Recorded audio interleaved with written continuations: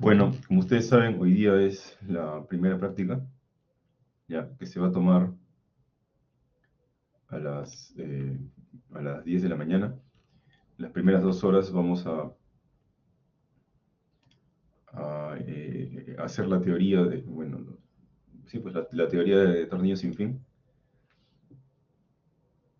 Y,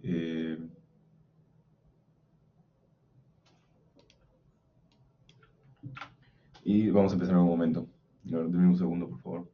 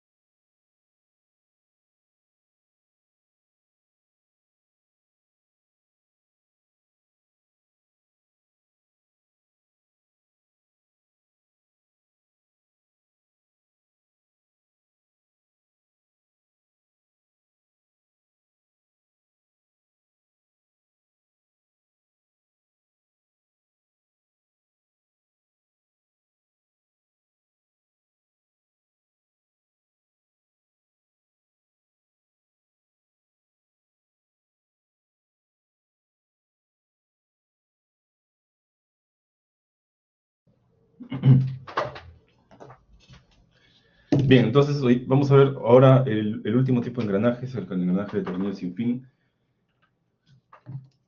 Ya, y a las 10 de la mañana automáticamente se va a activar la PC para que ustedes la puedan retirar. Ya, engranaje de tornillo sin fin. Bueno, los engranajes que hemos visto hasta ahora son los engranajes de dientes rectos, que son estos de aquí, que es lo que viene en la PC. El engranaje cónico, que también viene en la PC. El engranaje helicoidal, que acá no está. Y el engranaje de tornillo sin fin, que es este de aquí, que obviamente no viene en la PC porque recién lo estamos viendo, pues, ¿no? Pero eso no significa que no viene en la PC2. En la PC2 sí viene. De hecho, la fija de la PC2 es que viene un problema de engranaje de tornillo sin fin.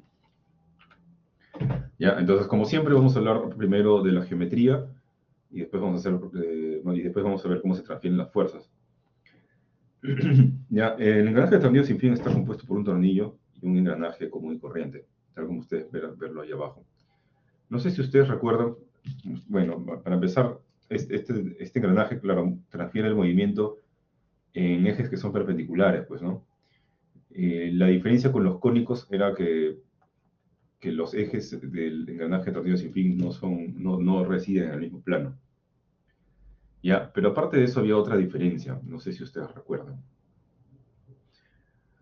¿No? Había otra diferencia más con los cónicos y con los demás tipos de engranajes también. Hay algo especial que tienen los engranajes de tornillo sin fin.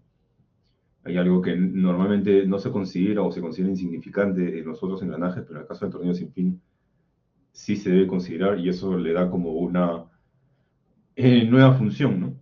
¿Qué cosa era? Bueno, no sé si ustedes recuerdan.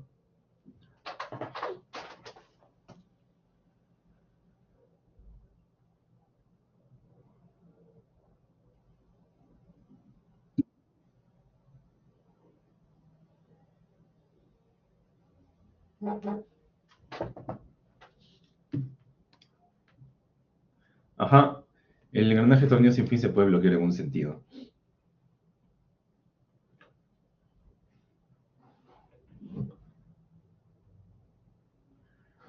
¿Ya? Entonces dice, esa era su diferencia, ¿no? O sea, tú podías dejar de energizar el actor, ¿ya? Y el engranaje se mantenía en su sitio, no se regresaba. ¿Ya? A diferencia de los otros engranajes, donde sí tendrías que mantener energizado el actuador para mantenerlo en esa posición. ¿Ya? Entonces vamos a ver primero la geometría de lo que es un tornillo, porque el engranaje que está acoplado al tornillo sin fin, como dije, es un engranaje común corriente. Puede ser un engranaje de dientes rectos o un engranaje helicoidal, y nosotros ya conocemos eso, pues, ¿no? ¿Ya? Entonces hablemos más sobre tornillos. ¿Ya? El tornillo es como un tornillo también común y corriente, ¿no? Como lo que utilizas para atornillar algo, pues, ¿no? Ya, es igual, ¿no? O sea, tiene una hélice. Ya, lo interesante es que realmente el tornillo es como si fuese un tipo de engranaje helicoidal con un ángulo de avance bien grande, ¿no? Con un ángulo de la hélice bien grande. ¿Ya? Y de hecho el ángulo de la hélice aparece ahí, ¿no? Que sería este de aquí. ¿Ya? Y el complemento del ángulo de la hélice se llama ángulo de avance. Además, también el tornillo tiene algo llamado avance, que es la distancia que existe desde aquí, no, hasta que se vuelve a encontrar la hélice. Y, y, y se llama avance, ¿por qué? Porque cuando tú le das una vuelta completa al tornillo, ¿no? 360 grados, ¿no? Con el desarmador, el tornillo avanza justamente a esa distancia, al avance. Y aparte también vas a tener algunas cosas, como les dije, ¿no? El tornillo es como si fuese un engranaje helicoidal, ¿no? Y vas a encontrar algunas cosas que ya hemos visto en engranajes, como por ejemplo el paso axial. Acá está el paso axial. Ahora, el paso axial parece lo mismo que el avance, pero no es lo mismo. Ya, dentro de un rato vamos a ver la diferencia. Ahora les voy a dejar una pregunta para pensar. Si el engranaje de tornillo sin fin es realmente, perdón, si el tornillo sin fin es realmente un engranaje, ¿cuántos dientes creen ustedes que tiene? O sea, digamos que es este de aquí, ¿no? ¿Cuántos dientes creen que ustedes que hay aquí?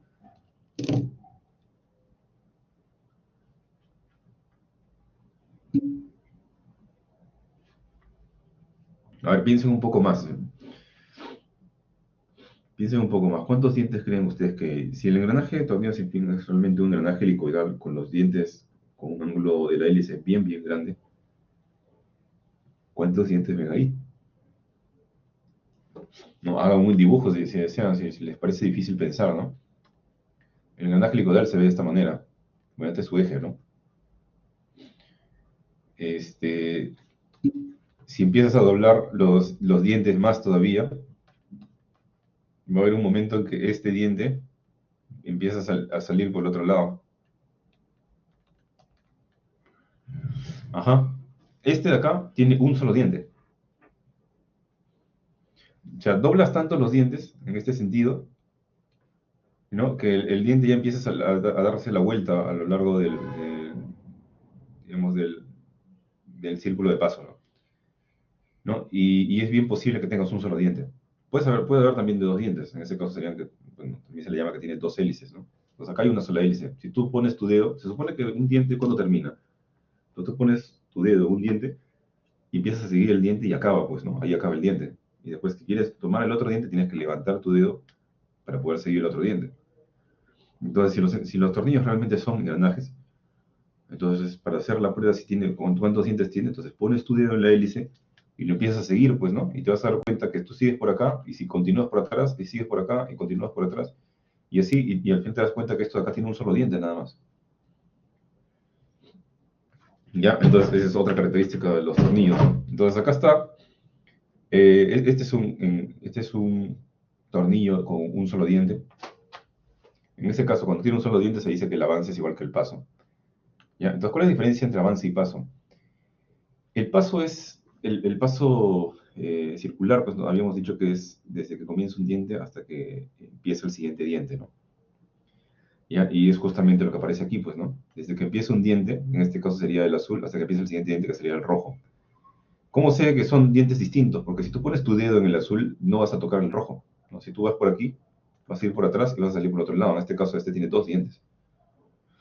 ¿Ya? Y el avance es la distancia desde un diente hasta que se encuentre a sí mismo, ¿no? El, este, hasta que, sí, pues hasta que se encuentre a sí mismo, ¿no? O sea, desde aquí hasta que vuelva a encontrar el diente rojo, que sería acá. Entonces, este tornillo tú le das la vuelta a 360 grados y lo que va a ocurrir es que va a avanzar esta distancia. Entonces se dan cuenta que el avance y el paso es distinto, ¿no? Y va a depender del número de dientes del tornillo. Cuando es un solo diente, ambos serían iguales, ¿no? Pero en este caso, que tiene dos dientes, darle una vuelta al tornillo sería pasar por dos, pues, sería pasar por dos pasos, pues, ¿no? Dos pasos axiales. ¿Ya? Así que la fórmula que relaciona el avance y el paso está bien fácil, pues, ¿no? Sería una multiplicación por el número de dientes. Luego, en el caso del engranaje, bueno, este es un engranaje muy corriente, así que se debe cumplir esta fórmula de aquí, que es la misma del paso diametral, ¿no? Que el diámetro es igual al número de dientes entre el paso diametral, porque si ustedes recuerdan, el paso diametral por el paso circular es igual a pi, ¿no? Que sería esto de aquí. Así que esta no es ninguna fórmula nueva, es una fórmula que ya hemos visto antes. ¿Ya? Pero este diámetro es de la corona, del engranaje común y corriente. En el caso del tornillo sin fin también se cumple esto. Bueno, ahí sí hay una excepción. En el tornillo sin fin no se cumple esta fórmula. ¿Ya? ¿Cómo entonces se saca el diámetro del tornillo sin fin? Bueno, eso ya lo defines tú por diseño. No hay una fórmula para sacar el diámetro del tornillo sin fin. ¿Ya? Entonces, lo que sí hay es una recomendación, ¿no? Que el diámetro del tornillo sin fin, acá aparece con el subíndice W. W viene del inglés worm, que significa gusano, porque literalmente ellos lo conocen como engranaje de gusano. ¿Ya? Y en el libro se da unas pautas acerca de qué diámetro debería tener recomendado, ¿no? No vamos a llegar a ese punto, pero no es una fórmula, es una recomendación solamente. Ahora, estas fórmulas sí se van a utilizar, ¿no? El avance es igual al paso axial por el número de dientes del tornillo. Y además podemos relacionar el ángulo de avance a través de esta fórmula. El ángulo de avance y el avance se puede relacionar a través de esta fórmula utilizando trigonometría. Y bueno, luego volvemos al tema este del sistema de dientes. Bueno, por cuarta vez, ¿ustedes recuerdan qué cosa es el sistema de dientes?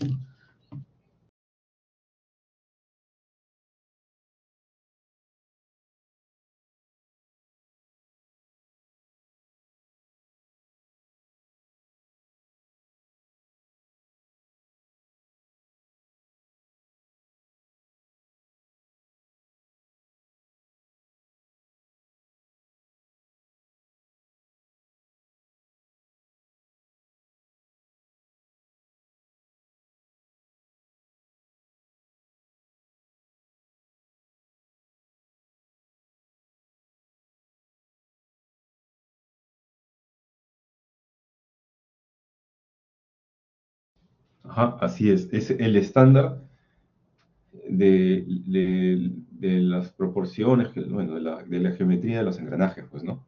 Habíamos dicho que como diseñador solamente tú das como 3 o 4 parámetros nada más, ¿no? Pero todas las otras dimensiones de los engranajes se dan como proporción de esas 3 o 4 primeras.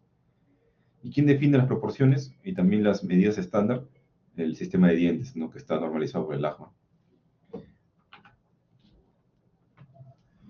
¿Ya? Entonces, esa es la parte geométrica, no es mucho. Ya, vamos a pasar al análisis de fuerzas. Acá el análisis de fuerzas también es un poco complejo.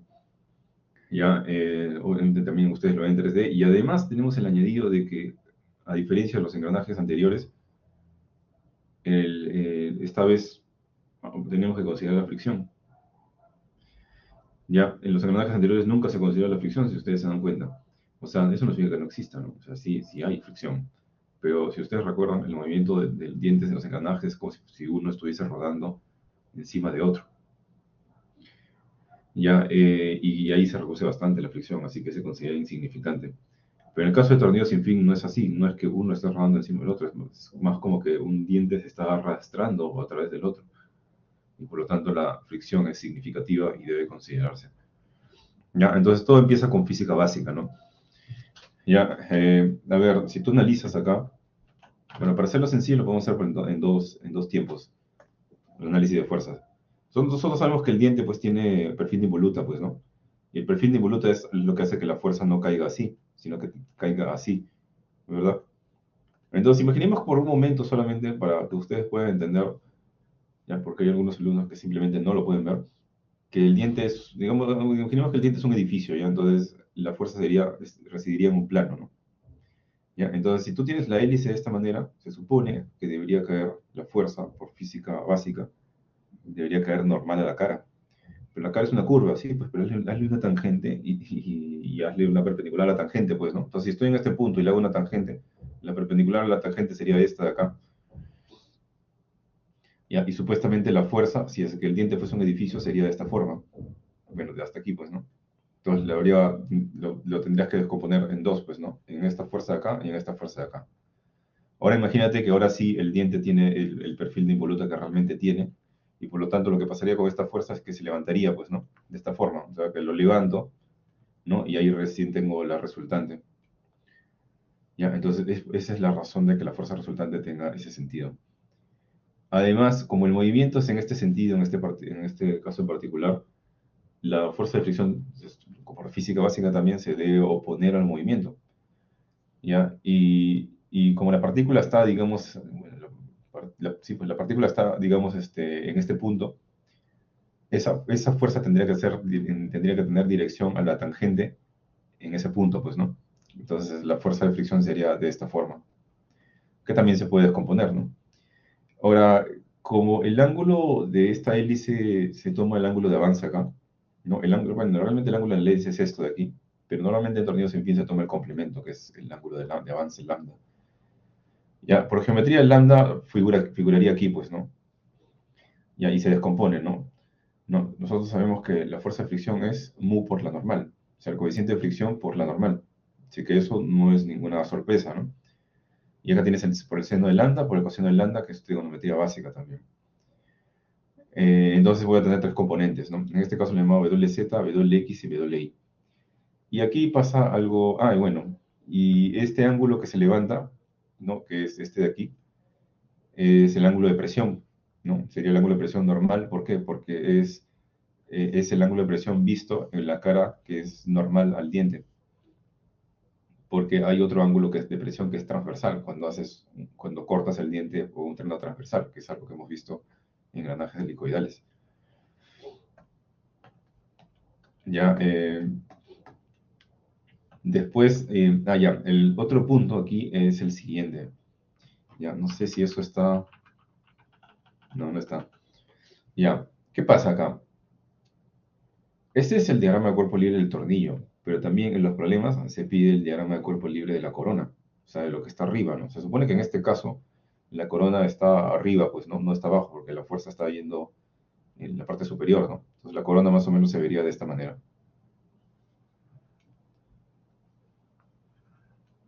Ya, y para darle algo de profundidad,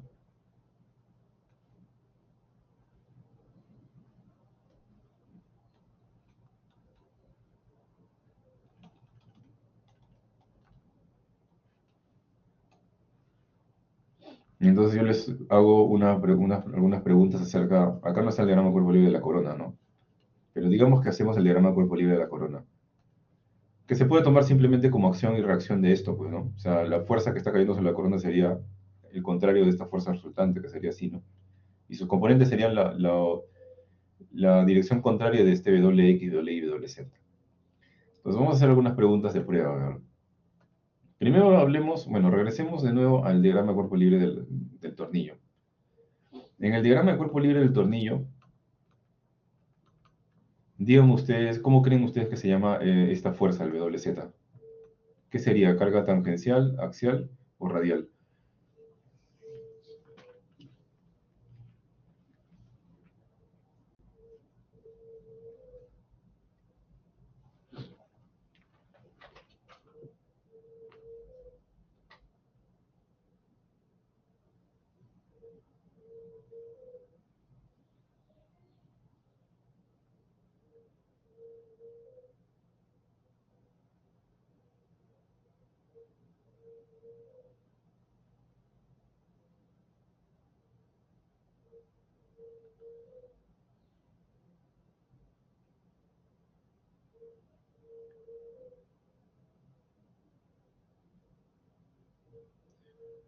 Que es una pregunta de la PC2 por si acaso. ¿El WZ es carga radial? ¿El WZ es carga radial, axial o tangencial?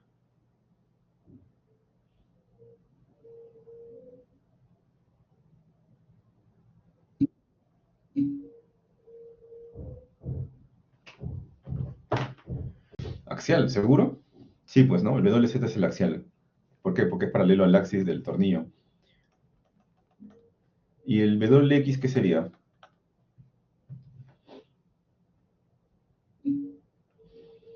Claro, el WX sería tangencial, porque es tangente al tornillo, y bueno, por descarte el WI sería radial, pues, ¿no? Ustedes se dan cuenta que la carga radial está mirando hacia el centro, ¿no? Yo les había dicho el truco para todos los engranajes, la carga radial siempre mira hacia el centro del engranaje al que le estás haciendo el diagrama cuerpo libre. Ahora, acá lo curioso es que si tú haces el diagrama cuerpo libre de la rueda o de la corona, ¿no? Van a ver algunos cambios de nombre. ¿Ya? Porque normalmente hasta ahora habíamos visto que en el diagrama cuerpo libre de otro engranaje se mantenía lo mismo, los mismos nombres, ¿no? Pero a ver, analicen ustedes ahora. En el caso de la corona, el WZ, para el diagrama de cuerpo libre de la corona, este WZ, ¿qué sería? ¿Carga tangencial, axial o radial?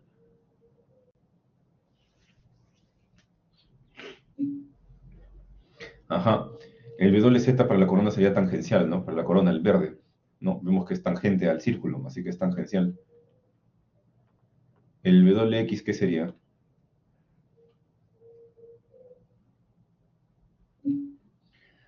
Así es, carga axial. Y el WI, bueno, el WI sí mantiene su nombre, que sería radial. Entonces tengan bastante cuidado en la PC2 al momento de responder las preguntas. Porque hay algunos alumnos que ponen mal o sea, ponen mal los valores, o sea, se pide tangencial y colocan el que es axial. Y lamentablemente ya no se le pone el puntaje completo, pues. Ya, porque eso es parte de la teoría.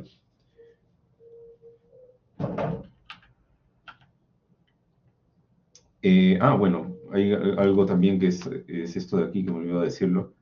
Este cilindro, obviamente no es un tornillo y acá no aparecen las hélices, pues, ¿no? Pero y al igual que los otros engranajes que tienen un círculo de paso, el tornillo también tiene lo que se llama un cilindro de paso, que por definición es tangente al círculo de paso del engranaje que está engranando, ¿no?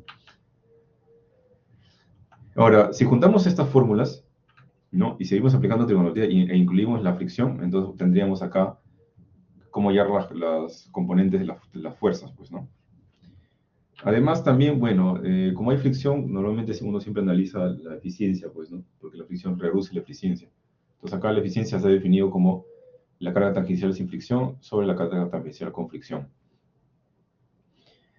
Ya, introduciendo las fórmulas de nuevo aquí, bueno, la fórmula sería de esta manera, pero esta parte es informativa más que todo, solamente para darse cuenta que a medida que tú aumentas el ángulo de la hélice, la eficiencia aumenta.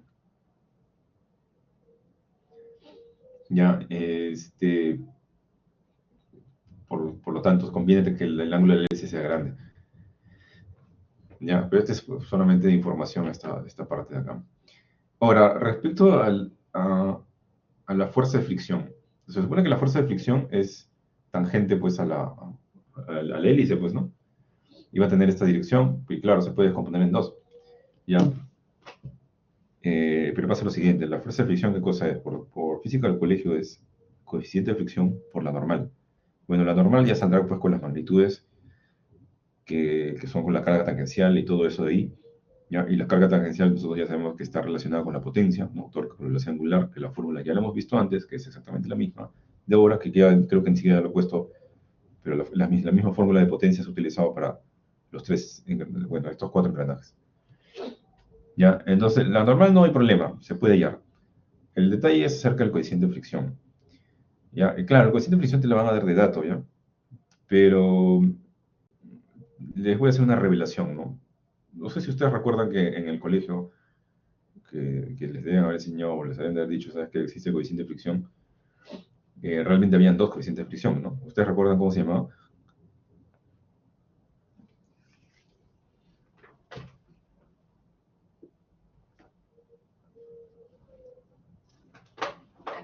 ¿Se acuerdan que había dos coeficientes de fricción?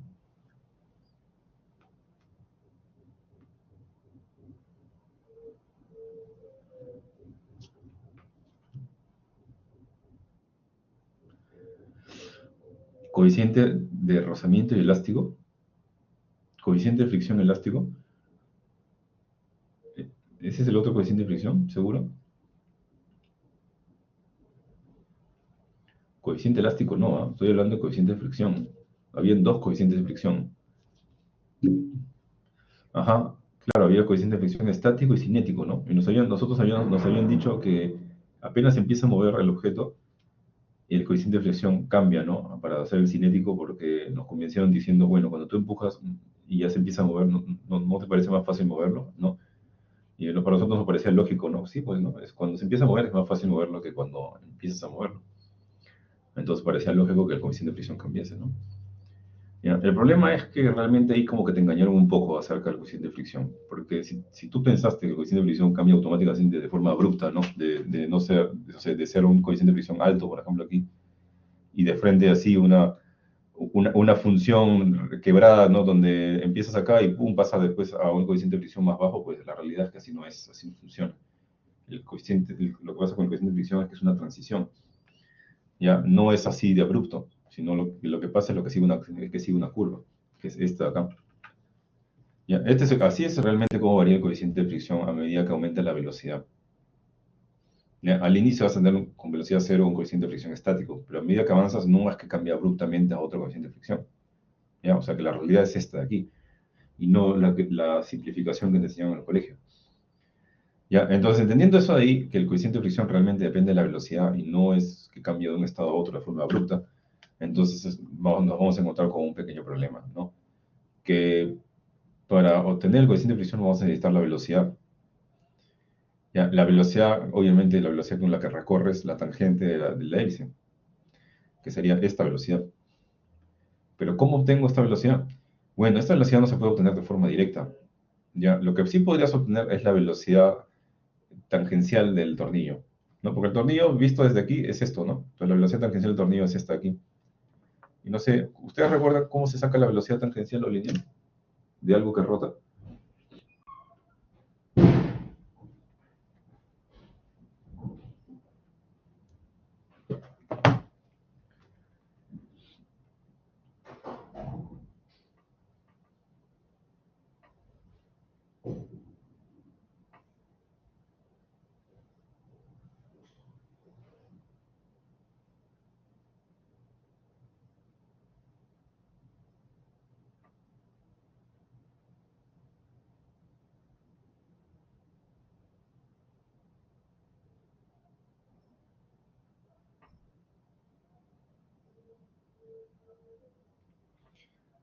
¿Cuál es la fórmula física para hallar la velocidad lineal de algo que rota? O la velocidad tangencial de algo que rota.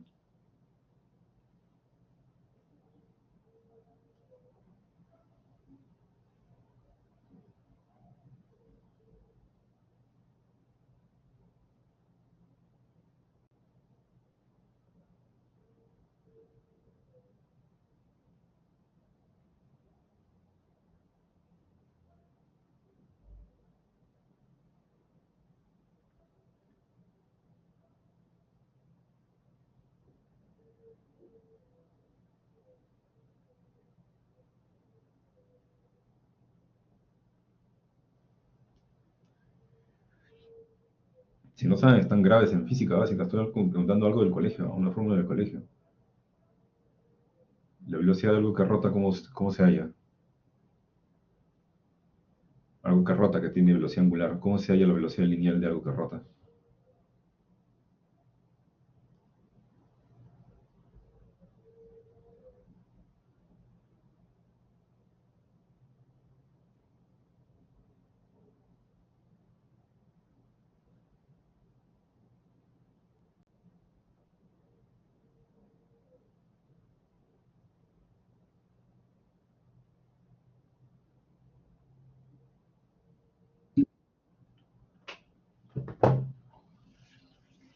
Ya, pero ¿cómo era la fórmula?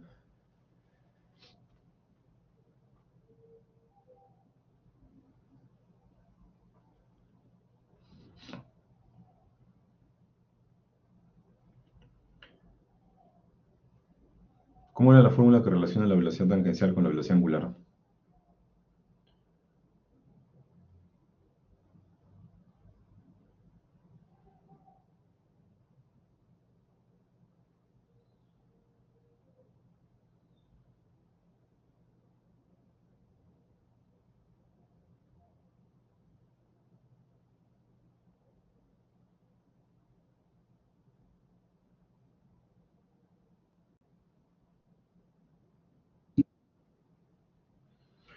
Ajá, esa es la fórmula que nos han enseñado en el colegio, pues, ¿no?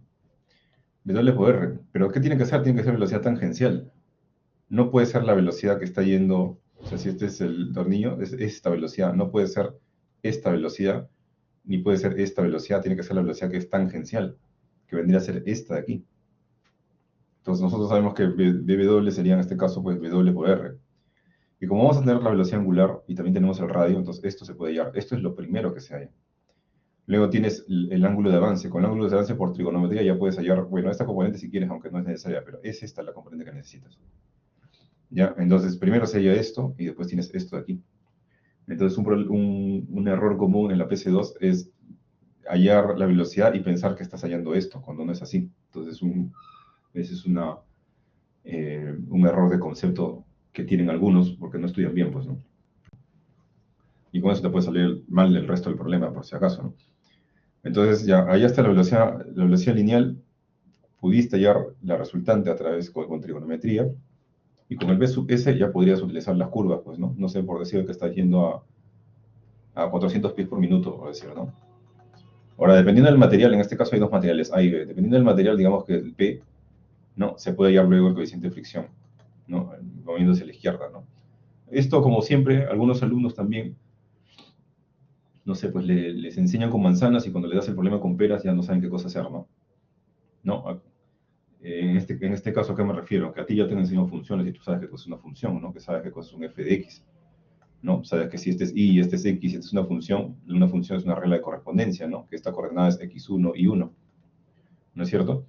¿No? Este es enseñarte con manzanas, ¿no? Pero cuando te muestro esto, que es con peras, a algunos alumnos se les cuelga el cerebro y no lo saben interpretar, ¿no? Entonces, si yo tengo esta función, que es realmente una función, es una regla de correspondencia, bueno, de repente no tiene una fórmula, ¿no? Pero es una regla de correspondencia, y yo quiero saber cuánto se le corresponde de velocidad 400, cuánto se le corresponde por coeficiente de fricción, entonces simplemente busco sus coordenadas, pues, ¿no? Si esta es su coordenada X, entonces su coordenada Y está acá a la izquierda, que sería, no sé, 0.038, por decir. Y ese sería el coeficiente de fricción. ¿Ya? Entonces, acá se nota que el material B ofrece menos fricción, o sea, mejor, pues, ¿no? De mejor calidad. ¿Ya? Entonces, ese es el uso de la gráfica. Y ya, eso es toda la teoría. Así que vamos a hacer este ejemplo. Y bueno, si alcanza el tiempo, hacemos también problemas propuestos que están en el aula virtual. Ya.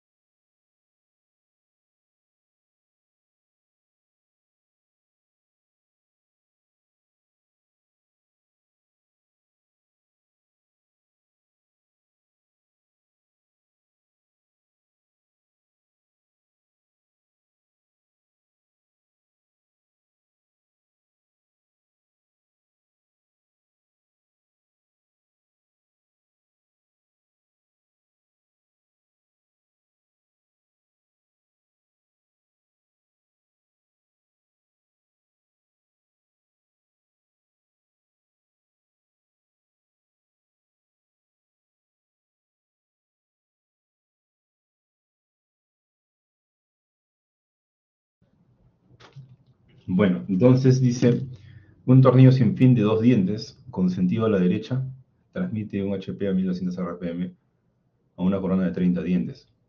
Ahí vemos que el tornillo está en la parte superior, pues, ¿no? En la PC2, el tornillo puede tener sentido a la izquierda, puede tener un giro distinto, puede estar debajo también de la corona. Y tal como les había dicho, eso es aleatorio y es distinto para cada alumno. Además que también se pueden cambiar los datos, obviamente. Ya, yo ya les había advertido eso, ¿no? O sea, no crean que se pueden copiar de su compañero, porque los exámenes son distintos. Luego dice, la corona tiene un paso de metal transversal de 6 dientes por pulgada y un ancho de la cara de 1 pulgada. Y el sinfín tiene un diámetro de paso de 2 pulgadas y un ancho de cara de 2,5. Bueno, el ancho de cara no nos sirve, que si ustedes se han dado cuenta, no lo hemos mencionado ninguna vez, ¿no? No es necesario para poder resolver el problema. Luego, el ángulo de presión normal mide 14 grados y medio, bueno, ese es el ángulo de presión antiguo. Los materiales y la calidad del trabajo necesitan el uso de la curva B para obtener el coeficiente de fricción. Entonces, lo primero que pide es algo fácil, pues, ¿no? Solamente pide magnitudes. Lo complicado puede ser el momento de hallar la dirección de las fuerzas. Ya, entonces vamos a resolver esto.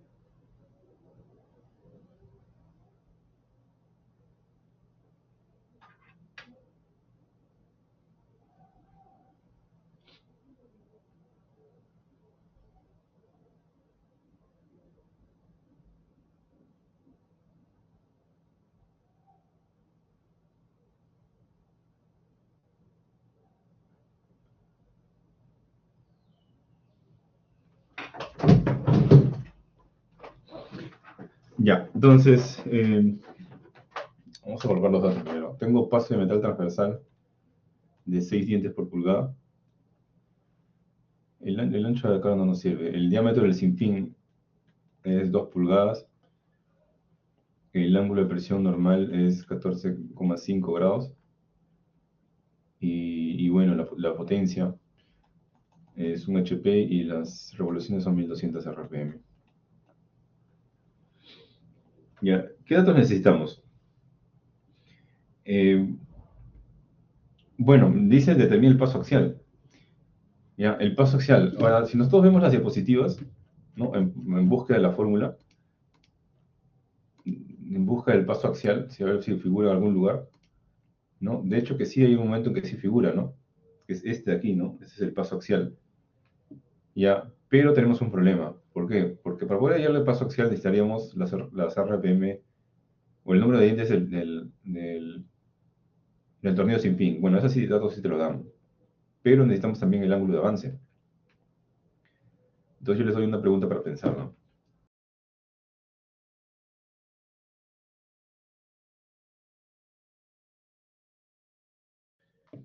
Yo les hago una pregunta para pensar. O sea, aquí, que es el tornillo, vamos a dibujarlo mejor, ¿ya? Bueno, el mismo problema. Acá.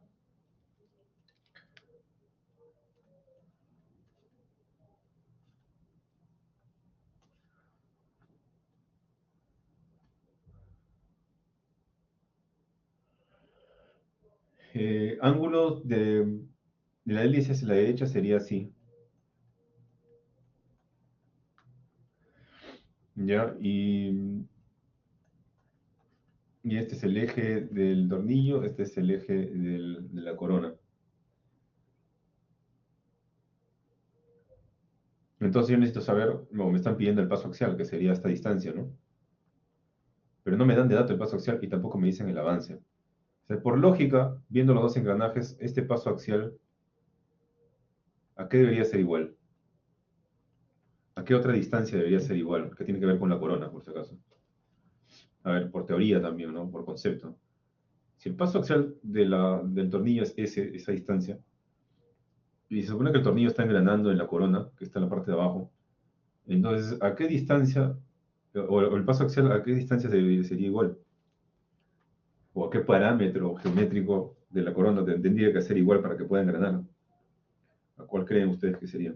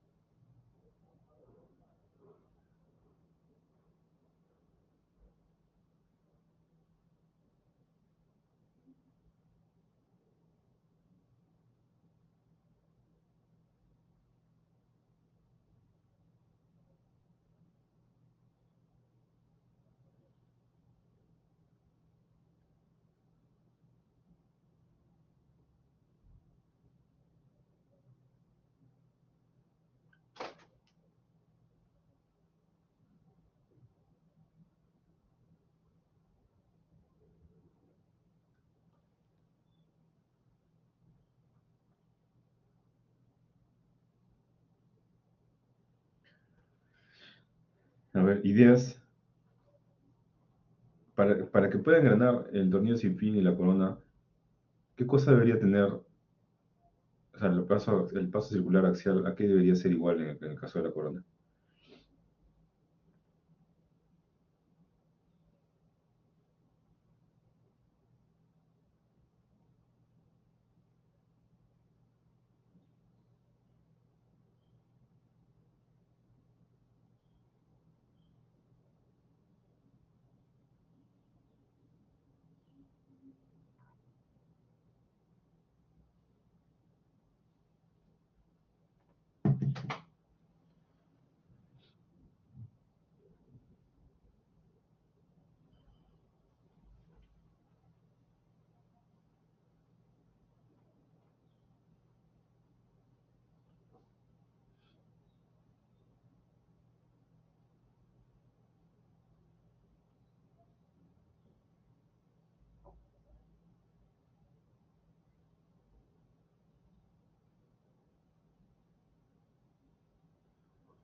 Por teoría, para que pueda engranar, ¿cómo debería ser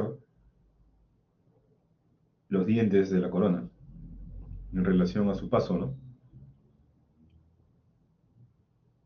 ¿Se acuerdan que los engranajes tenían que tener propiedades en común, pues si no, no engranan?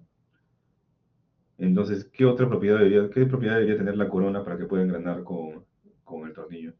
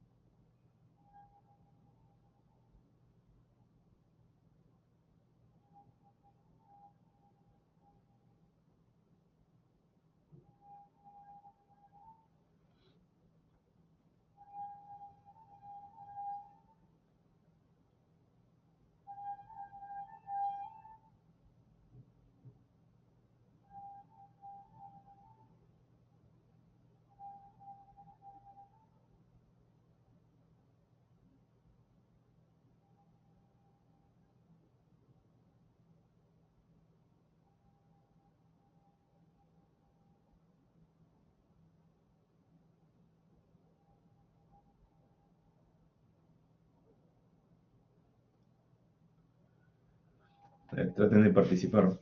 Menos participación, menos tiempo para hacer otros problemas también.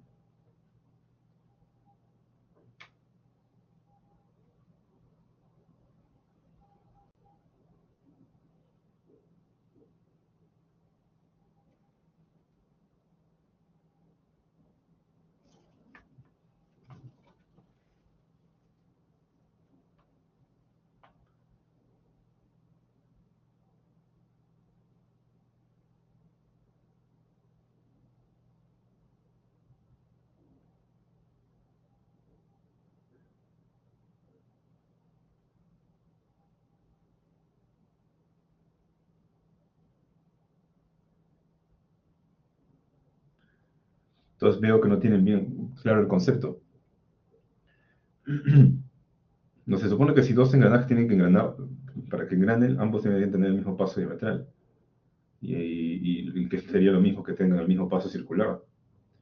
¿Ya? Pero como acá hay tres pasos circulares, axial, tangencial y normal, y acá digamos que los dos componentes están como que cruzados, ¿no? Entonces el paso axial del tornillo debería ser igual que alguno de los pasos de la corona. ¿Cuál de los pasos de la corona debería ser equivalente al paso axial del tornillo para que realmente puedan engranar?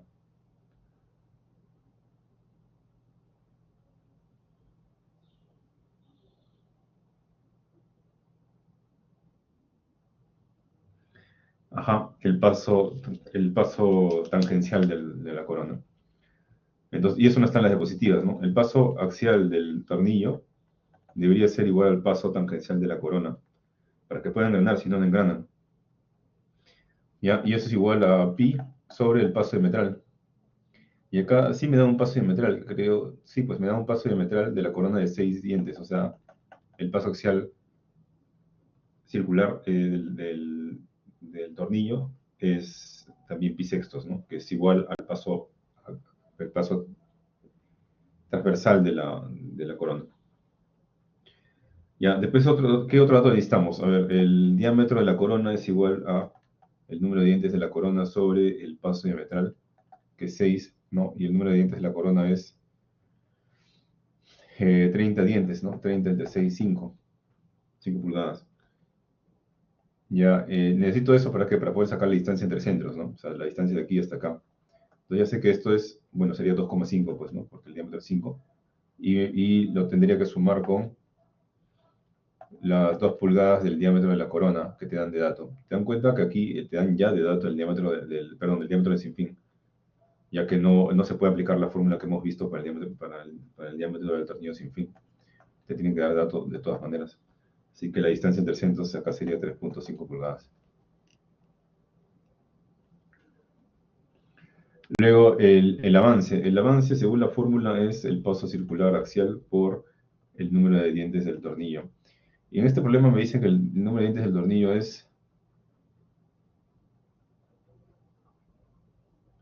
el tornillo es de 2 dientes. Y el paso circular axial es pi sextos, ¿no? Pi sextos por 2. Eso estaría saliendo aproximadamente 1,04 pulgadas. Además me piden el ángulo de avance. El ángulo de avance es, bueno, la tangente del ángulo de avance es, bueno, si lo despejo sería el arco tangente del avance entre pi por el diámetro del tornillo. Como ya tenemos este dato lo acabamos de hallar y este es dato inicial del problema, entonces ya se puede hallar el ángulo de avance, que sería 9,46 grados.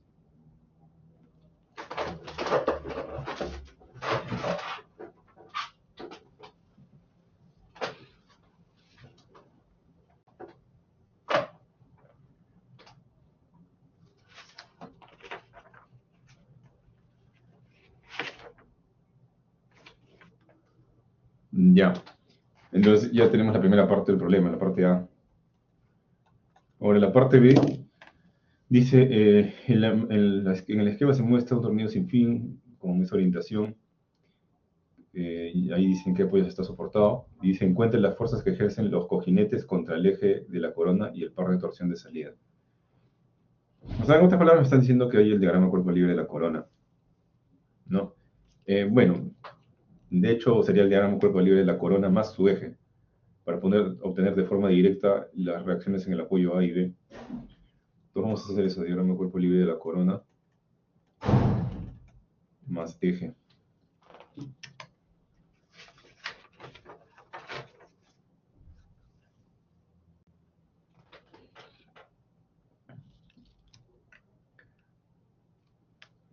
Ya, entonces vamos a ver, vamos a hacer el dibujo.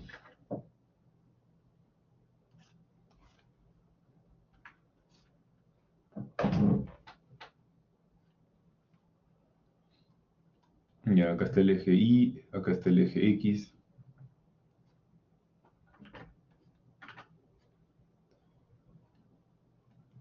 Acá está el eje Z.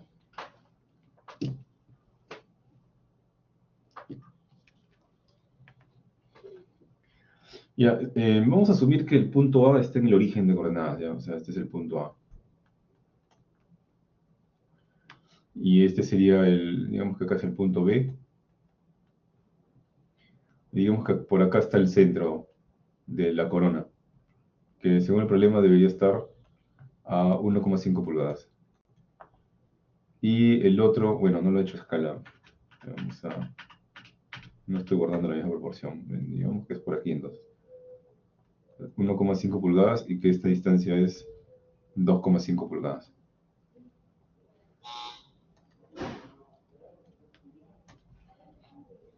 Ya, entonces vamos a dibujar la corona. O sea, si este es su centro, digamos que la corona es de esta forma. Bueno, no se lo ven.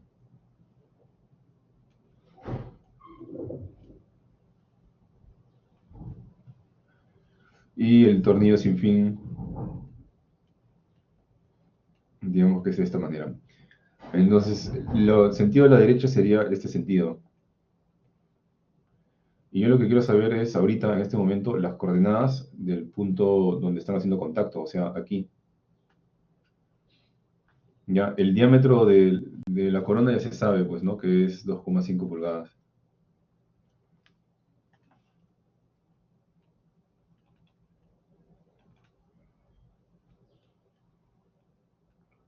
Entonces, la primera pregunta es, ¿cuáles son las coordenadas de este punto? Vamos a poner el nombre, ¿ya?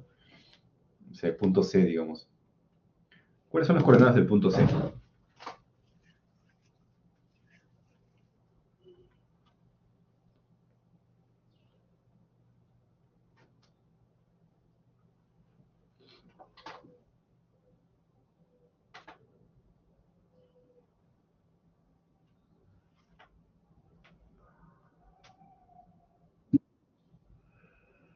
Ajá. 1,5, o sea, camino 1,5 en el eje X, 2,5 en el eje y 0 en el eje Z, así es, esas son las coordenadas. Ya, la siguiente pregunta es las componentes de las fuerzas. Si ustedes se ponen a pensar, ahí las componentes de las fuerzas están como que un poco complicados, pues, ¿no? ¿No? Si este es la hélice pasa así, ¿no? O sea, aquí en la corona, la hélice tendría este sentido. Ya, ustedes se pueden imaginar, por ejemplo, en qué dirección va la carga tangencial. Estamos haciendo, ojo, diagrama de cuerpo libre de la corona. ¿Ya? Entonces, obviamente, la carga tangencial tendría que estar en el eje Z, ¿no? Pero sería más Z o menos Z. Bueno, eso depende también de en qué dirección está girando, ¿no? Según el problema, esto está girando de esta manera. Entonces, ¿hacia dónde creen ustedes que es la carga tangencial? ¿Hacia más Z o menos Z?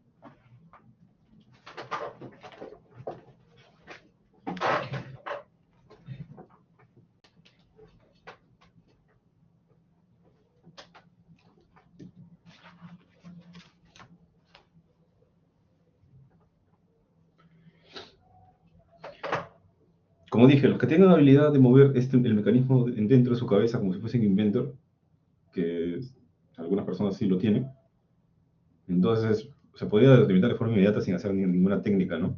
Es más, el libro asume que tú lo puedes hacer, porque no te dice cómo haya la dirección de la fuerza, solamente te dice, por aquí es. ¿No? Entonces, como no veo participación, me imagino que nadie tiene esa habilidad.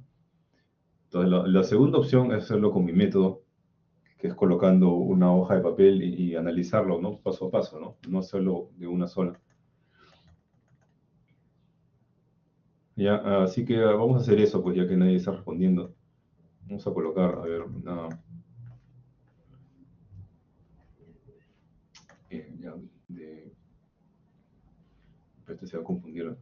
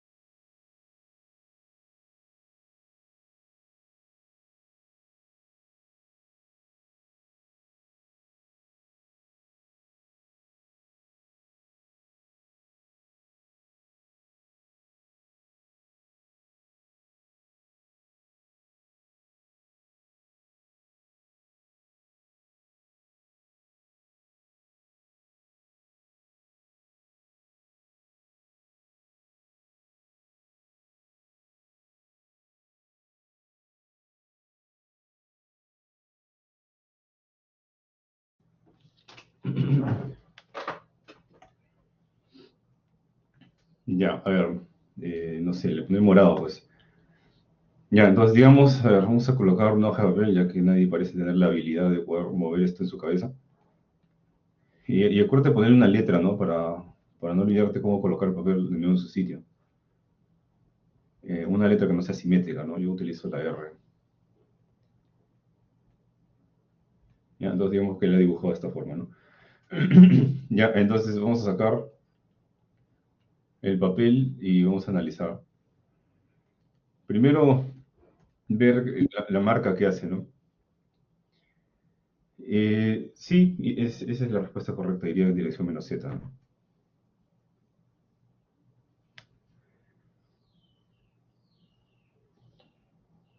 Ya, a ver. Primero, esta sería la marca de la corona. La siguiente pregunta es la orientación de los dientes de la corona, que sería, pues, según lo que aparece aquí, ¿no? ¿No? No, de hecho, podría ser incluso más fácil, ¿no? No, más que esto, o sea, si tú ves el tornillo es de esta forma, ¿no?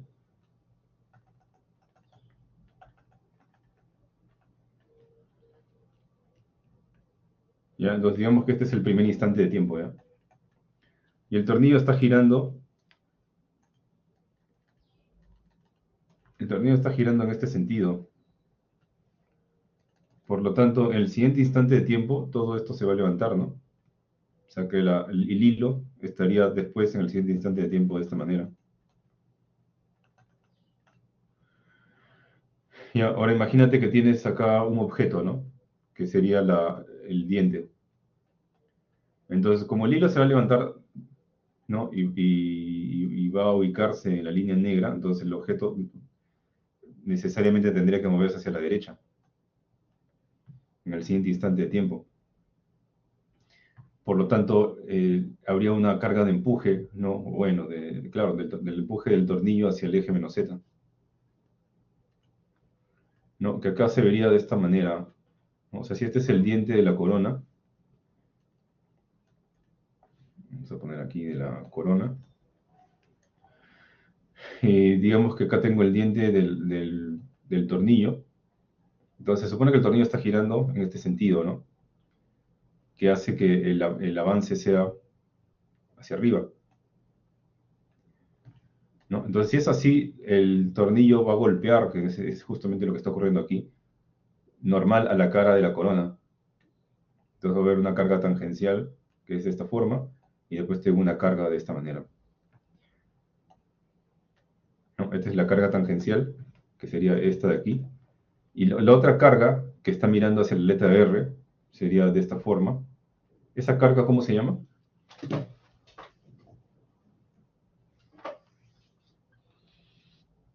¿Qué dirección tiene? ¿Axial o radial?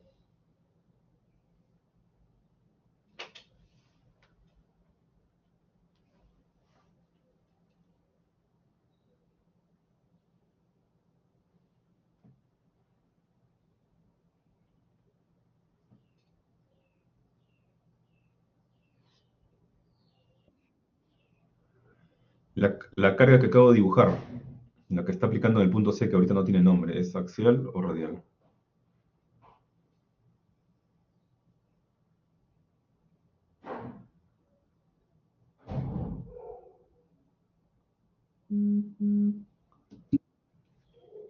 Así es.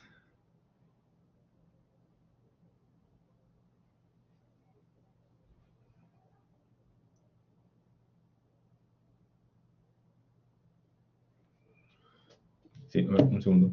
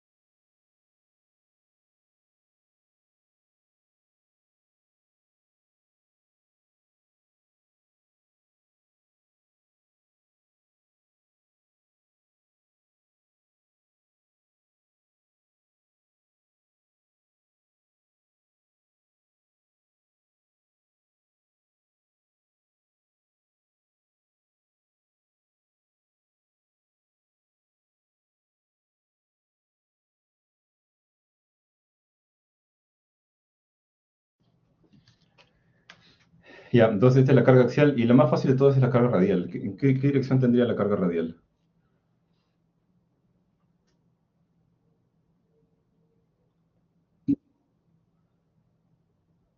La carga radial.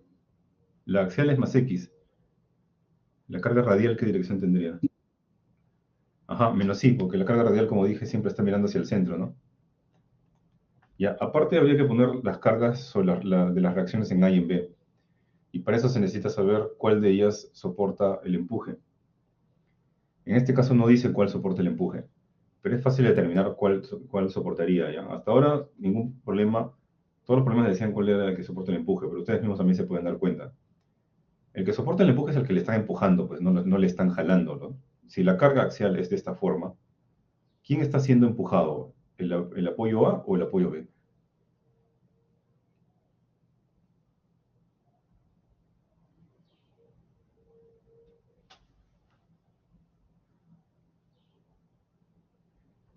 Si la carga axial, que es la que genera empuje, está en dirección más X, ¿quién creen ustedes que está siendo empujado, no jalado?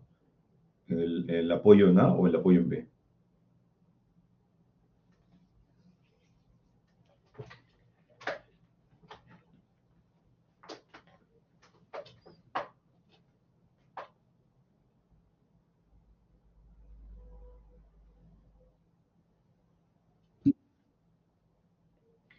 ¿El apoyo A está siendo empujado o jalado?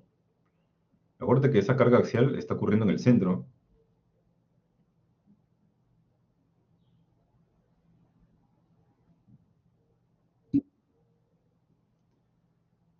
Seguro. O sea, a ver, mira, tengo este A, tengo algo acá, B, y yo lo que estoy haciendo tengo un vector que está jalando, digamos, este punto, ¿no? O si quieres empujando ya este punto, no importa. ¿Qué es lo que siente A? A siente que lo están empujando o que lo están jalando. Lo están jalando, pues, ¿no? ¿Y qué es lo que siente B? ¿Lo están empujando o lo están jalando? Y entonces B es el que aguanta el empuje, pues. Entonces A solamente estaría soportando y solamente uno de los apoyos aguanta el empuje, el otro no va a aguantar. O sea que A solamente tendría dos vectores de reacción, ¿ya? En el eje Y y en el eje Z. Entonces vamos a poner arbitrariamente el sentido, ¿no? Arbitrariamente quiere decir en cualquier sentido. Y ya después cuando se resuelven las ecuaciones, si es que salió negativo quiere decir que en el sentido contrario, ¿no? ¿Ya? Y en el caso de B ahí sí se dibujan las tres, pues, ¿no? ¿Ya? Arbitrario los sentidos Y y Z, porque todavía no se sabe.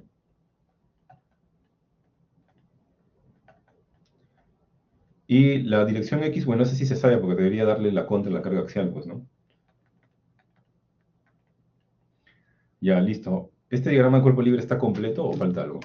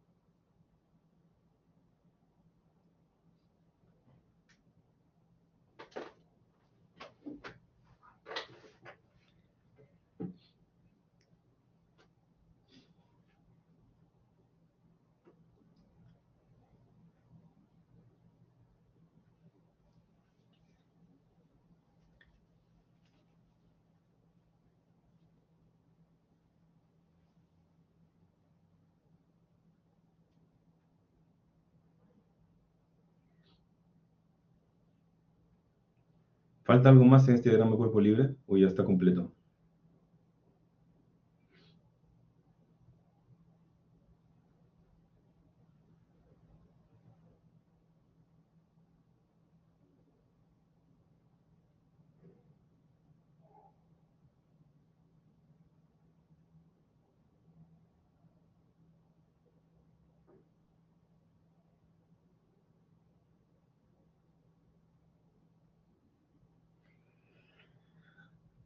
No, bueno, una forma de darse cuenta que no está completo, una condición necesaria pero no suficiente, es que se supone, ¿no? De que debería estar esto en equilibrio, pues, ¿no? Así con las fuerzas que están dibujadas están en equilibrio realmente, o bueno, o podría darse la posibilidad de que estén en equilibrio. De repente con las fuerzas en X, en Y y en Z, pues siempre hay algunas fuerzas que se dan la contra, pues, ¿no? Pues por ahí no es. Entonces tienes que pensar en lo siguiente, ¿no? Si es que hay momentos que se dan la contra o no. En el eje Z, por ejemplo, los momentos sí hay fuerzas que se pueden dar la contra, pues, ¿no? Por ejemplo, perdón, la carga radial y el FIB. Esos generan momentos en el eje Z y son contrarios. En el eje Y, los que generan momentos alrededor del eje Y es el WT, que es la carga tangencial, y el FZ beta. Y puede haber otros también, ¿no? Pero por lo menos ahí son contrarios, o sea, se puede dar la posibilidad de que estén en equilibrio. Pero donde no hay posibilidad de equilibrio es en el eje X. Porque lo único que genera momentos en el eje X es la carga tangencial. Y no hay ninguna otra fuerza que le dé la contra. O sea, ese diagrama de cuerpo libre necesariamente está incompleto si es que asumimos que debe estar en equilibrio, pues, ¿no? Porque eso ahí es imposible que esté en equilibrio con las fuerzas como están dibujadas, así. Entonces, algo está faltando. ¿Qué es lo que falta?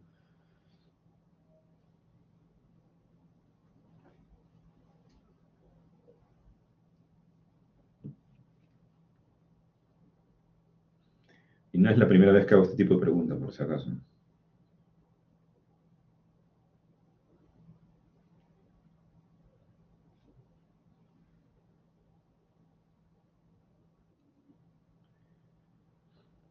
¿Qué le falta al engrane?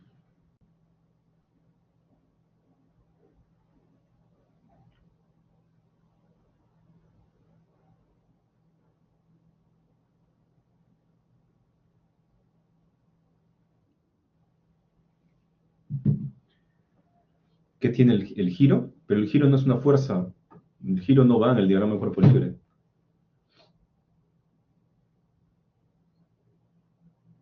Entonces, ¿qué está faltando de este el torque? ¿El torque de quién?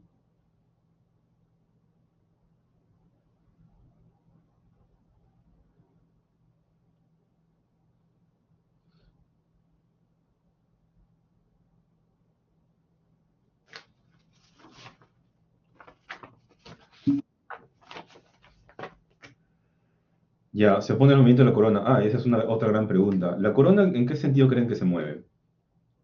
O sea, obviamente sería alrededor del eje X, pues, ¿no? Pero se mueve en el sentido más X o menos X.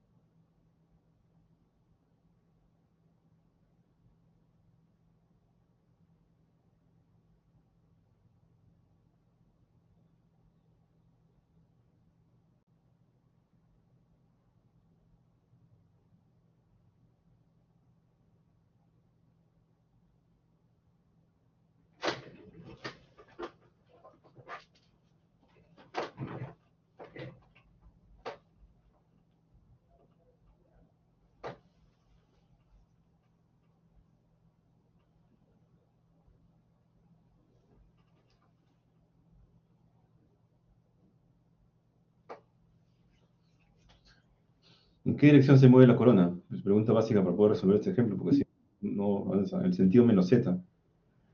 No puede ser menos z, pues, por favor, hablen utilizando el sentido de los vectores, ¿eh? ¿Qué dirección tiene? Se supone que por regla la mano derecha debería ser el sentido x o menos x, ¿no? Estamos hablando de la corona, ¿no? Entonces, ¿qué dirección tiene el giro de la corona? Regla de la mano derecha, ¿no? Para que me indiquen el giro, ¿no? ¿Qué dirección tiene el giro? Así viene la PC2, por si acaso. A veces la PC2, el problema fijo del tornillo sin fin puede ser simplemente, o sea, son 5 preguntas, y 3 de ellas pueden ser solamente de los sentidos de las fuerzas, ¿no? O sea que casi todo el puntaje es de eso.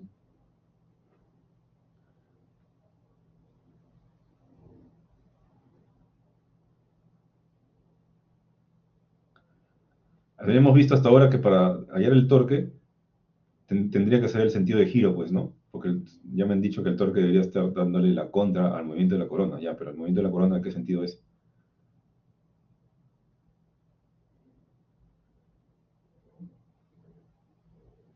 O ayúdense a este dibujo de acá abajo, pues, ¿no? Acuérdense que esta partícula roja es una parte del diente de la corona. Entonces, ¿la corona en qué sentido se mueve? Utilizando la, la forma en cómo se expresa el sentido de forma vectorial, ¿no? O sea, usando la regla de la mano derecha. Menos X. Sí, menos X es la respuesta. O sea, giro menos X sería así.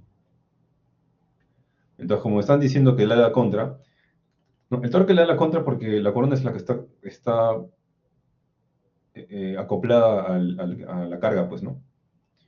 ¿Ya? Entonces, el torque de la carga sería de esta forma, ¿no? Este es el torque que se lo pone al momento generado por la carga tangencial. Ahí recién está completo el diagrama de cuerpo libre.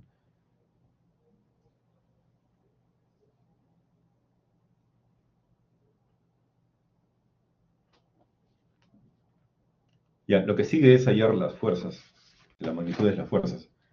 Ya, pero eso es más fácil, pues, ¿no? Ya, empezando con, bueno, para hallar las fuerzas necesito saber coeficiente de fricción. Y para hallar el coeficiente de fricción necesito saber la carga tangencial. Entonces, la carga tangencial de la corona es, por una fórmula que ya habíamos visto antes, pi por el diámetro de la corona, por las RPM de la corona sobre 12. Entonces, pi por el diámetro de la corona es 5, por las RPM de la corona, que es 1200, entre 12, esto me da una velocidad lineal de 628 pies por minuto. Entonces, lo que dije hace un rato, ¿no? ¿Con esta velocidad utilizo esta gráfica de aquí o tengo que hacer algo más?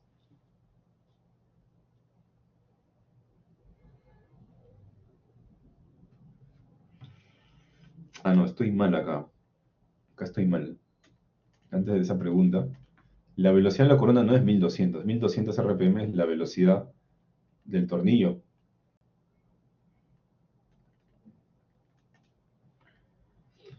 Ya, la velocidad de la corona todavía no se sabe, pues, ¿no? Entonces esto queda incógnita todavía. El problema no me dice la velocidad de la corona, me dice la velocidad del tornillo. Pero es fácil de hallar, pues, ¿no?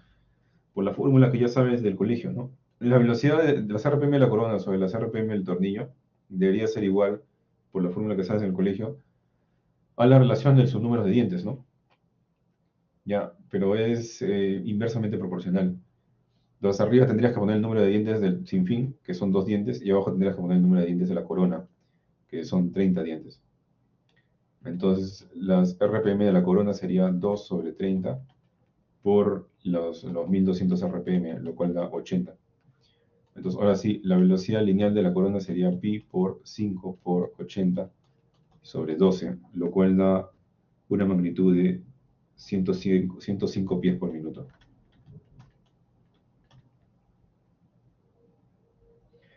¿Ya? Y en el caso de, bueno, en el caso del tornillo, eh, bueno, tú puedes hallar la fuerza de dos maneras, pues podría hallar las fuerzas en el tornillo por acción y reacción, ya tendríamos el resto, ¿no? Ya, y mejor hallarlo así, porque el tornillo es el que está recibiendo la potencia. En el caso de la velocidad lineal del tornillo sería pi por el diámetro del tornillo por las RPM del tornillo sobre 12. Entonces sería pi por el diámetro del tornillo, creo que son 2 pulgadas, ¿sí? Por las RPM del tornillo, ese sí es 1200, entre 12, esto da una velocidad lineal de 628 pies por minuto. Ya, ahora, de nuevo la pregunta. Con esta velocidad lineal, para poder hallar el coeficiente de fricción, ¿es esta la velocidad lineal que tengo que utilizar aquí, la velocidad de deslizamiento, o tengo que hacer algo más? Según lo que hemos visto hace un rato.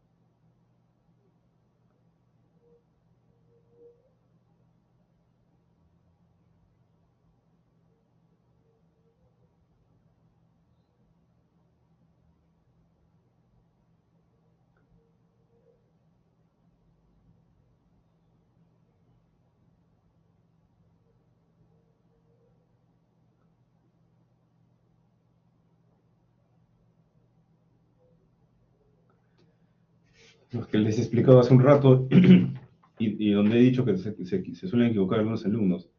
¿Con ese dato voy a la gráfica o tengo que hacer algo más?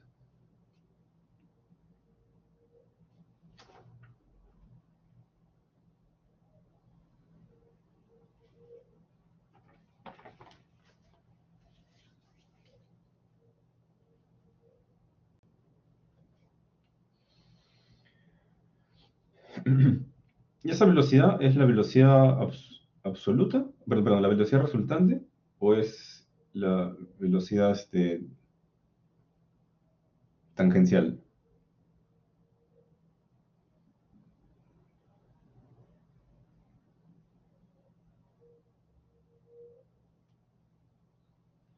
¿Qué velocidad es? ¿La resultante o la tangencial?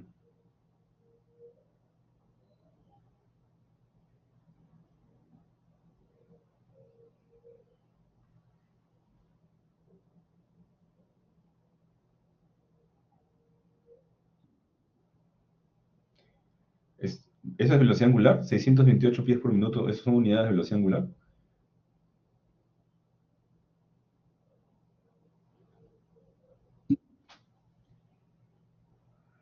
Tangencial, ¿no? Claro, esa es la velocidad tangencial, la que uno haya...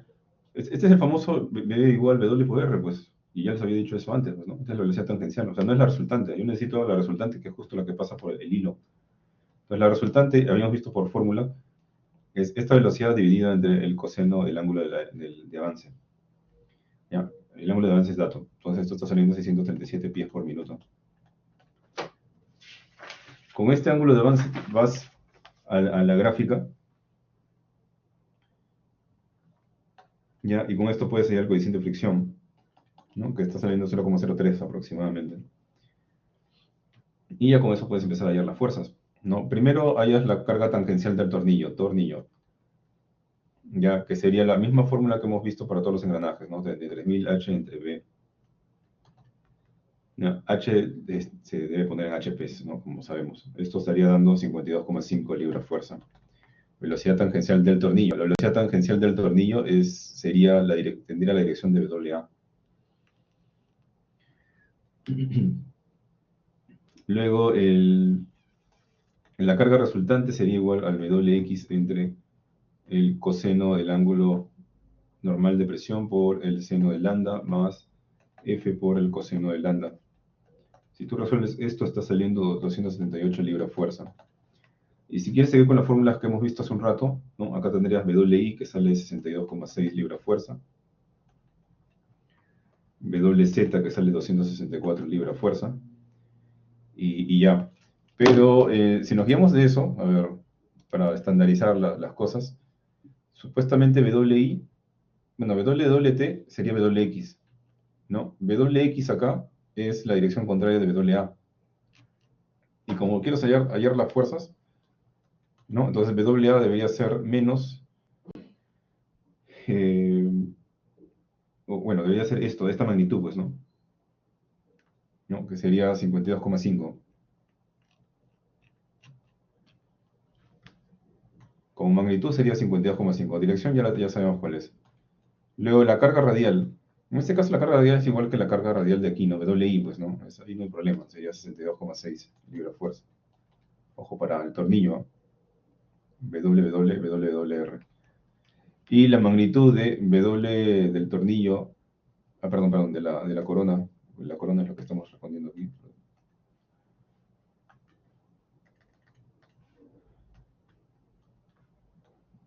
Y la carga axial de la corona, a ver, bueno, por descarte lo puedes sacar, pero vamos a razonar, ¿ya? WZ dice 264 libras de fuerza, que sería la velocidad axial del tornillo. Ah, no, velocidad axial ya lo he puesto. Falta la carga tangencial de la corona. Ya, por descarte, tengo que, o bueno, vamos arriba ya. La carga tangencial de la corona es este WT, que es la misma dirección que la dirección axial del tornillo. O sea, debería ser en magnitud igual a WZ. Y WZ acá es 264 libras de fuerza, que es justo el dato que está faltando, pues, ¿no? Entonces, esa es la magnitud de la carga tangencial de la corona, 264 libras de fuerza. ¿Ya? Y luego, haciendo sumatoria de fuerzas y sumatoria de momentos, ya sale la sumatoria de fuerzas igual a 0, sumatoria de momentos igual a 0, ya salen las reacciones en los apoyos. Ya que está ya resuelto también acá, ¿no? Ya eso sí se los dejo a ustedes para que ustedes mismos lo hagan, pero acá también está. Lo más difícil, como dije, es esto de acá. El libro, como ven acá, no te dice cómo saca la dirección de las fuerzas. Ya, bueno, eso ya lo he puesto aquí, ya he explicado por qué, ¿no? Y eso puede ser, como dije también, no sé, de 5 puntos, puede ser 3 puntos la dirección de las fuerzas. Es un montón, pues, ¿no? Y así de varias preguntas. Por eso es tan importante saber la orientación de las fuerzas. Bien. Ya, bueno, creo que eso sería todo por la parte de la teoría o de esta sesión. Voy a explicarles un poco cómo va a ser la PC1. Ya, en la PC1 hay 4 preguntas.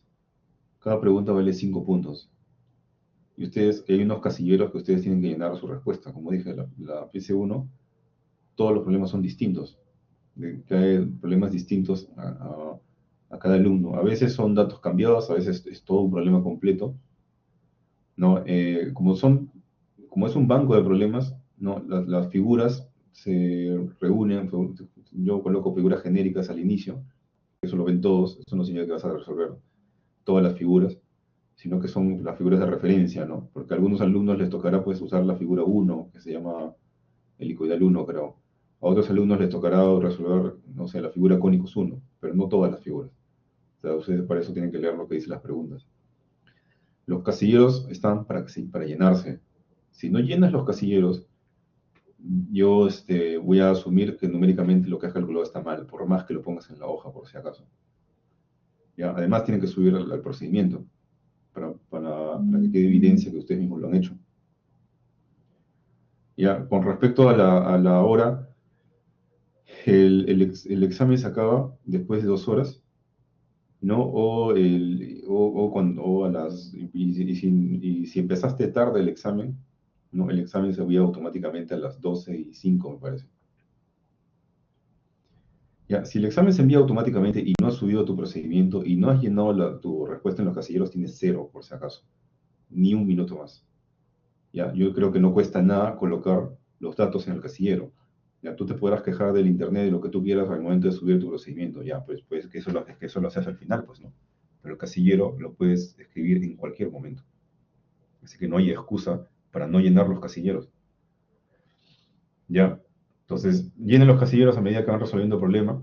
Ya, no hay reclamos por no llenar los casilleros y no subir el escaneado.